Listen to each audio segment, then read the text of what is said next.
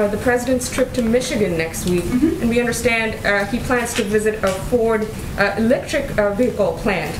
Both General Motors and Ford are planning to build electric vehicles in Mexico, as you're aware. We're curious to know if the president agrees with the United Auto Workers Union that government subsidies for such vehicles should not really go to cars that are made overseas.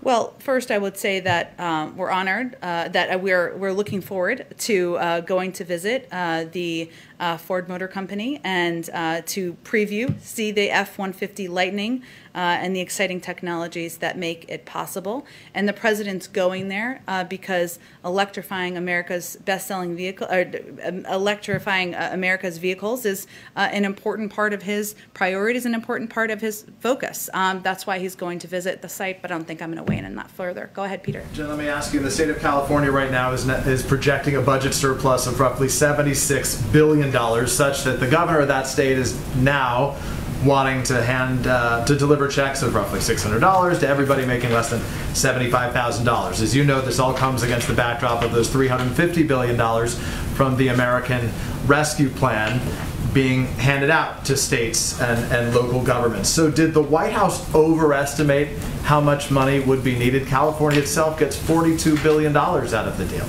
Well, first let me say that the way that the money was determined is by statute. It requires Treasury to allocate funds to states based in part on the average number of unemployed people in states in the last 3 months of 2020. So that's how the determination was made from state to state. So for California, or any state across the country, it was based on the final 3 months of unemployment in 2020. Here's what we still know, that there's a broad and flexible list of guidelines for how these funds can be used, including to put public servants back to work, ramp up the effectiveness of COVID response and vaccination programs, help workers train for and secure good-paying jobs. Those are all needs that exist in California and exist in states across the country. And as I noted in response to the earlier question, there are still millions of people out of work in this country and still millions of people who are serving in jobs like police officers, firefighters, educators who could benefit from this assistance that's going out. But given that based on those numbers, obviously we now recognize that California has much more money than you anticipated, should that raise any questions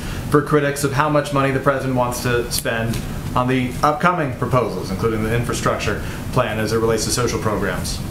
Well, first I would say that a core of the infrastructure, the American Jobs Plan, is on rebuilding infrastructure around the country that we all know is outdated, whether that is bridges across the country, whether that is roads and railways that there's agreement among Democrats and Republicans, including many in Congress, that needs to be invested. Those investments are necessary.